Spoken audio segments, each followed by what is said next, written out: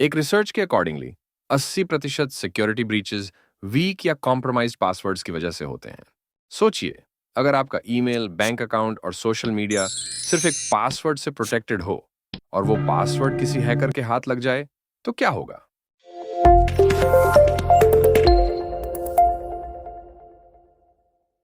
आज के डिजिटल ईरा में, जहां साइबर अटैक्स तेजी से बढ़ रहे हैं, साइबर क्रिमिनल्स नई और एडवांस टेक्निक्स जैसे कि ब्रूट फोर्स अटैक, फिशिंग, की लॉगिंग और डेटा ब्रीचेस के थ्रू आसानी से पासवर्ड्स हैक कर रहे हैं।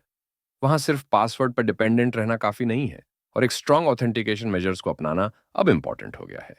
इसीलिए एमएफए यानी मल्टी फैक्टर ऑथेंटिकेशन की जरूरत है। एमएफए एक सिक्योरिटी शील्ड की तरह काम करता है जो आपके अकाउंट्स को अनऑथराइज्ड एक्सेस से प्रोटेक्ट करता है और साइबर अटैक्स के अगेंस्ट एक एडिशनल सिक्योरिटी लेयर प्रोवाइड करता है जिससे अनऑथराइज्ड एक्सेस को रोका जा सके। आखिर ये एमएफए है क्या? मल्टी फैक्टर ऑथेंटिकेशन यानी एमएफए एक ऐसा सिक्योरिटी प्रोसेस है जो आपकी आइडेंटिटी को वेरीफाई करने के लिए दो या उससे ज्यादा ऑथेंटिकेशन फैक्टर्स का यूज करता है। यानी अगर एक फैक्टर कॉम्प्रोमाइज भी हो जाए तो दूसरा फैक्टर आपको सिक्योर रखता है। इसका मेन ऑब्जेक्टिव ये इंश्योर करना है कि सिर्फ ऑथराइज्ड पर्सन को ही किसी अकाउंट, सिस्टम या नेटवर्क का एक्सेस मिले। एमएफए क्यों जरूरी है? चलिए समझते हैं कि एमएफए क्यों जरूरी है और ये किस तरह आपको आपके डिजिटल वर्ल्ड में सिक्योरिटी प्रोवाइड करता है। एक, एमएफए हैकर की मुश्किलें बढ़ाता है। अगर आपका पासवर्ड लीक या चोरी भी हो जाए तो एमएफए का सेकंड ऑथेंटिकेशन फैक्टर हैकर्स को आपके अकाउंट तक पहुंचने से रोकता है। दूसरा, अनऑथराइज्ड एक्सेस को रोकता है। सिर्फ पासवर्ड जान लेने से कोई लॉगिन नहीं कर सकता। सेकंड ऑथेंटिकेशन फैक्टर भी रिक्वायर्ड होता है जो डेटा सिक्योरिटी को स्ट्रांग बनाता है। तीसरा, फिशिंग और साइबर अटैक्स से बचाता है। अगर आप गलती से किसी फिशिंग वेबसाइट पर अपना पासवर्ड डाल दें तो भी हैकर बिना आपके ओटीपी या बायोमेट्रिक ऑथेंटिकेशन के लॉगिन नहीं कर सकता। चौथा, रेगुलेटरी कंप्लायंस। कुछ सेक्टर्स जैसे कि बैंकिंग, हेल्थ केयर और गवर्नमेंट में एमएफए को अप्लाई करना मैंडेटरी है। हमने एमएफए की इंपॉर्टेंस को समझा, अब इसके फैक्टर्स के बारे में कुछ बात करते हैं। एमएफए को जनरली 3 इंपॉर्टेंट फैक्टर्स में डिवाइड किया जाता है। एक, समथिंग यू नो, जो आप जानते हैं, जैसे पासवर्ड, पिन या कोई सिक्योरिटी क्वेश्चन। दूसरा, समथिंग यू हैव, कुछ जो आपके पास है, जैसे mobile OTP, hardware token, push notification आदि। तीसरा, समथिंग यू आर, जो कि आपकी बायोमेट्रिक ट्रेट्स से जुड़ा है, जैसे fingerprint, face scan, retina scan, iris scan आदि। अगर इन तीनों में से कोई एक फैक्टर कॉम्प्रोमाइज हो भी जाए तो बाकी फैक्टर्स की वजह से सिक्योरिटी इंश्योर होती है, जिससे अकाउंट अनऑथराइज्ड एक्सेस से सेफ रहता है। अब तक हमने समझा कि एमएफए क्या है, इसकी जरूरत क्यों पड़ती है और इसके फैक्टर्स क्या होते हैं। चलिए अब समझते हैं कि एमएफए काम कैसे करता है। समथिंग यू नो, जो कि पहला फैक्टर होता है, उसे तो आप समझ ही गए होंगे, जिसमें यूजर अपना पासवर्ड इस्तेमाल करता है। अब बात करते हैं समथिंग यू हैव, जिसमें mobile OTP, hardware token, push notification शामिल होते हैं। चलिए अब थोड़ा और आगे चलते हैं और समझते हैं कि ये टेक्नोलॉजीज काम कैसे करती हैं। तो सबसे पहले बात करते हैं आरएसए सिक्योर आईडी टोकन की। आरएसए टेक्नोलॉजी कई इंपॉर्टेंट पार्ट से मिलकर बनती है जो इसे सिक्योर और ट्रस्टवर्दी बनाते हैं। आइए पहले इन कंपोनेंट्स को डिटेल में समझते हैं। Token device. आरएसए टोकन दो तरह के होते हैं। एक, हार्डवेयर टोकन। ये एक छोटा इलेक्ट्रॉनिक डिवाइस होता है जो एक एलसीडी स्क्रीन और इंटरनल सिक्योरिटी एल्गोरिदम के साथ आता है। दूसरा, सॉफ्टवेयर टोकन, जो कि एक मोबाइल एप्लीकेशन या डेस्कटॉप एप्लीकेशन के फॉर्म में होता है। दोनों टोकन्स एचमैक शावन एल्गोरिथम का यूज करके वन टाइम पासवर्ड जनरेट करते हैं जो हर 30 या 60 सेकंड्स में बदलता रहता है। ऑथेंटिकेशन सर्वर, ये एक बैकएंड सिस्टम होता है जो ओटीपी को वेरीफाई करता है। इस सर्वर पर यूजर क्रेडेंशियल्स, टोकन मैपिंग और सिक्योरिटी पॉलिसीज स्टोर होती है। सीक्रेट सीड एंड एन्क्रिप्शन, हर आरएसए टोकन एक यूनिक सीक्रेट सीड के साथ कॉन्फ़िगर किया जाता है। ये एक रैंडम जनरेटेड क्रिप्टोग्राफिक की होती है जो सिर्फ टोकन और ऑथेंटिकेशन सर्वर के बीच शेयर होती है और एचमैक शावन एल्गोरिथम का यूज करके ओटीपी जनरेट करता है।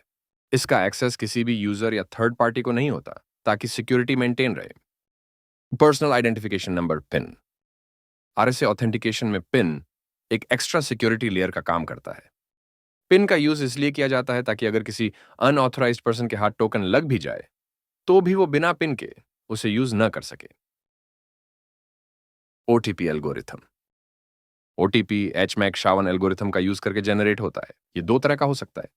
पहला, टाइम बेस्ड ओटीपी, टीओटीपी, जो एक फिक्स टाइम इंटरवल जैसे 30 या 60 सेकंड के लिए वैलिड होता है और हर इंटरवल के बाद एक नया ओटीपी जनरेट होता है।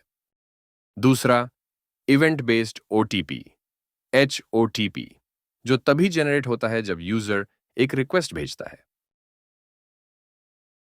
चलिए, आरएसए के कंपोनेंट्स को तो हमने समझ लिए। अब थोड़ा और आगे चलते हैं और एक रियल वर्ल्ड एग्जांपल की हेल्प से देखते हैं कि ये सारे कंपोनेंट्स आपस में काम कैसे करते हैं। मान लीजिए एक एम्प्लॉय अंश अपनी कंपनी के इंटरनल पोर्टल एचआर सिस्टम को एक्सेस करना चाहता है। अंश के पास एक आरएसए हार्डवेयर टोकन है और उसने एक पिन भी सेट कर रखा है। अंश की ऑर्गेनाइजेशन का एचआर सिस्टम पहले से ही आरएसए एजेंट के साथ इंटीग्रेटेड है। इसलिए जब अंश लॉग इन करने के लिए एचआर पोर्टल का लैंडिंग पेज खोलता है तो सिस्टम उससे उसके प्राइमरी लॉगिन क्रेडेंशियल्स यानी उसका यूजर नेम और पासवर्ड मांगता है। अंश अपने लॉगिन क्रेडेंशियल्स एंटर करता है। ये क्रेडेंशियल्स आरएसए एजेंट के थ्रू आरएसए ऑथेंटिकेशन सर्वर को भेजे जाते हैं। RSA server internally active directory server से वेरीफाई करता है कि क्रेडेंशियल्स वैलिड है या नहीं। एक्टिव डायरेक्टरी सर्वर अंश के क्रेडेंशियल्स को वैलिडेट करता है। अगर एडी सर्वर कंफर्म करता है कि क्रेडेंशियल्स वैलिड हैं तो फ्लो आगे बढ़ता है, वरना एक्सेस वहीं रिजेक्ट हो जाता है। प्राइमरी ऑथेंटिकेशन सक्सेसफुल होने के बाद सिस्टम अंश को मल्टी फैक्टर ऑथेंटिकेशन के ऑप्शंस दिखाता है, जहां अंश को अपना multi factor authentication option choose करना होता है। अंश पिन प्लस ओटीपी वाला ऑप्शन चूज करता है, यानी उसे अपना पिन डालना है और साथ में RS8 टोकन से करंट ओटीपी एंटर करना है। जहां अंश का पिन 12345 है और RSA टोकन पर करंट ओटीपी 159759 है, तो अंश 123415975 एंटर करता है। RSA एजेंट इस पिन प्लस ओटीपी को RSA ऑथेंटिकेशन सर्वर को भेजता है। यहां अंश के यूजर नेम से एसोसिएटेड RSA टोकन आइडेंटिफाई किया जाता है और टोकन का सीक्रेट सीड और करंट टाइम, जो कि यूनिक्स टाइम फॉर्मेट में होता है, को लेकर एचमैक SHA-1 एल्गोरिदम के थ्रू ओटीपी रिजनरेट किया जाता है। ये ओटीपी अंश द्वारा एंटर किए गए ओटीपी से मैच किया जाता है और साथ में अंश का एंटर्ड पिन भी वैलिडेट किया जाता है। जब दोनों प्राइमरी और सेकेंडरी फैक्टर्स वैलिडेट हो जाते हैं, तो RSA authentication server final decision लेता है और अंश को एचआर सिस्टम में लॉग इन करने की परमिशन दे देता है। लेकिन अगर कोई भी स्टेप फेल होता है, तो यूजर को एक्सेस डिनाइड का मैसेज दिखाया जाता है। तो ये था आरएसए मल्टी फैक्टर ऑथेंटिकेशन। चलिए अब थोड़ा और आगे बढ़ते हैं और दूसरे ऑथेंटिकेशन मेथड्स के बारे में जानते हैं। अब बात करते हैं गूगल ऑथेंटिकेटर, माइक्रोसॉफ्ट ऑथेंटिकेटर और ऐसी ही दूसरी ऐप्स की, जो हम ऑलमोस्ट डेली ही यूज करते हैं। कभी ईमेल लॉगिन के लिए, कभी बैंक ट्रांजैक्शन के टाइम पर, या कभी ऑफिस वीपीएन एक्सेस के लिए, पर ये कभी नहीं जानते थे कि ये काम कैसे करती है। तो चलिए सबसे पहले इसके पूरे प्रोसेस को समझते हैं और फिर इसके पीछे के मैजिक के बारे में बात करेंगे। तो जब आप किसी वेबसाइट जैसे कि जीमेल या फेसबुक को एक्सेस करना चाहते हैं, तो सबसे पहले आपको उस वेबसाइट पर एक प्रोफाइल बनानी होती है, यानी आपको लॉगिन करना होता है। इसके बाद अपने अकाउंट को और सिक्योर करने के लिए आप उस वेबसाइट पर MFA यानी मल्टी फैक्टर ऑथेंटिकेशन को एनेबल करते हैं। इस प्रोसेस में आप किसी ऑथेंटिकेटर ऐप जैसे गूगल ऑथेंटिकेटर या माइक्रोसॉफ्ट ऑथेंटिकेटर को उस वेबसाइट के साथ लिंक करते हैं। अब वेबसाइट आपके लिए एक QR कोड जनरेट करती है, जिसे आप अपने ऑथेंटिकेटर ऐप से स्कैन करते हैं और इतना करते ही आपकी ऑथेंटिकेटर ऐप OTP जनरेट करने के लिए रेडी हो जाती है। अब जब भी आप दोबारा लॉगिन करते हैं तो वेबसाइट आपसे एक OTP मांगती है और आप अपने ऑथेंटिकेटर ऐप पे दिख रहे 6 अंकों कोड को एंटर करके सफलतापूर्वक लॉगिन कर लेते हैं। लेकिन ये सब हुआ कैसे? चलिए अब इसके पीछे के मैजिक को भी थोड़ा समझ लेते हैं। ये सारा प्रोसेस शुरू होता है जब वेबसाइट आपके लिए वो QR कोड जनरेट करती है। इस QR कोड के अंदर एक रैंडमली जनरेटेड सीक्रेट की होती है, जो सिर्फ आपके लिए बनाई गई होती है। वेबसाइट इस सीक्रेट की को आपके अकाउंट के साथ सिक्योरली लिंक कर देता है और इसे एनक्रिप्टेड फॉर्म में अपने डेटाबेस में स्टोर कर लेता है। जब आप इस क्यूआर कोड को अपनी ऑथेंटिकेटर ऐप से स्कैन करते हैं तो वही सीक्रेट की आपकी ऐप में भी सेव हो जाती है। बस अब यहीं से शुरू होता है ओटीपी जनरेशन का प्रोसेस। आपकी ऑथेंटिकेटर ऐप उसी सीक्रेट की को आपके फोन के करंट टाइम के साथ कंबाइन करके एच मैक्शा 1 एल्गोरिदम के थ्रू हर 30 सेकंड्स में एक 6 डिजिट ओटीपी जनरेट करती है। अब जब आप लॉगिन करते वक्त ओटीपी एंटर करते हैं तो सर्वर भी बैकएंड में यही सेम प्रोसेस रिपीट करता है। वो सबसे पहले आपका यूजर नेम या ईमेल वेरीफाई करता है और फिर उसके साथ एसोसिएटेड सीक्रेट की को लेता है और करंट टाइम के साथ कंबाइन करके उसी एचमैक्शा 1 एल्गोरिदम से एक ओटीपी जनरेट करता है। इसके बाद वेबसाइट आपके प्रोवाइडेड ओटीपी को अपने जनरेटेड ओटीपी से कंपेयर करता है। अगर दोनों ओटीपी मैच कर जाते हैं तो आपको एक्सेस मिल जाता है और अगर नहीं तो लॉगिन रिक्वेस्ट रिजेक्ट कर दी जाती है। एक इंपॉर्टेंट बात यहां समझना बहुत जरूरी है। Mostly authenticator apps TOTP based होती हैं और ये आपके फोन के टाइम का यूज करके ओटीपी जनरेट करती है। तो अगर आपके फोन का टाइम और वेबसाइट या सर्वर का टाइम एक दूसरे के साथ सिंक नहीं है तो ओटीपी कभी भी मैच नहीं करेगा और इसी सिचुएशन को कहा जाता है टाइम ड्रिफ्ट। वैसे जनरली एप्स 2 से 5 सेकंड तक का एक छोटा मार्जिन अलाउ कर लेती हैं, लेकिन अगर ये ड्रिफ्ट लिमिट के बाहर हो गया तो ओटीपी कभी मैच ही नहीं करेगा।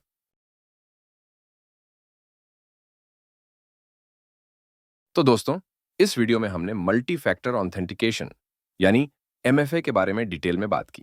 सबसे पहले हमने समझा कि एमएफए क्या होता है और ये कैसे एक सिंपल पासवर्ड से कहीं ज्यादा स्ट्रांग सिक्योरिटी प्रोवाइड करता है। फिर हमने डिस्कस किया कि एमएफए आज के टाइम में इतना इंपॉर्टेंट क्यों है और किस तरह ये साइबर थ्रेट्स से प्रोटेक्शन का एक पावरफुल टूल बन चुका है। हमने एमएफए के 3 की factors something you know, something you have और समथिंग यू आर को भी डिटेल में समझा। साथ ही हमने आरएसए और गूगल ऑथेंटिकेटर जैसे टूल्स के बारे में भी बात की और डिटेल में सीखा कि ये काम कैसे करते हैं। आज के डिजिटल वर्ल्ड में जब साइबर अटैक्स रोज की न्यूज का हिस्सा बन गए हैं, एमएफए हर छोटी बड़ी ऑर्गेनाइजेशन के लिए एक एसेंशियल सिक्योरिटी लेयर बन चुका है। अगर आप भी अपने पर्सनल या प्रोफेशनल अकाउंट्स को सिक्योर रखना चाहते हैं तो एमएफए को इनेबल करना मस्ट है। याद रखिए, सिक्योरिटी एक लेयर्ड अप्रोच है। जितनी ज्यादा लेयर्स उतनी ज्यादा प्रोटेक्शन। मुझे उम्मीद है कि आपको यह वीडियो पसंद आया होगा और इससे आपको कुछ नया और यूजफुल सीखने को मिला होगा। अगर आपके कोई क्वेश्चंस या सजेशन हैं तो नीचे कमेंट में जरूर लिखें। आपका फीडबैक हमारे लिए बहुत वैल्यूएबल है। ऐसे ही और इंटरेस्टिंग और इन्फॉर्मेटिव वीडियोस के लिए चैनल को लाइक, सब्सक्राइब और बेल आइकन दबाना ना भूलें। अगले वीडियो में फिर मिलते हैं कुछ और इन्फॉर्मेटिव कंटेंट के साथ। तब तक के लिए stay secure and keep learning.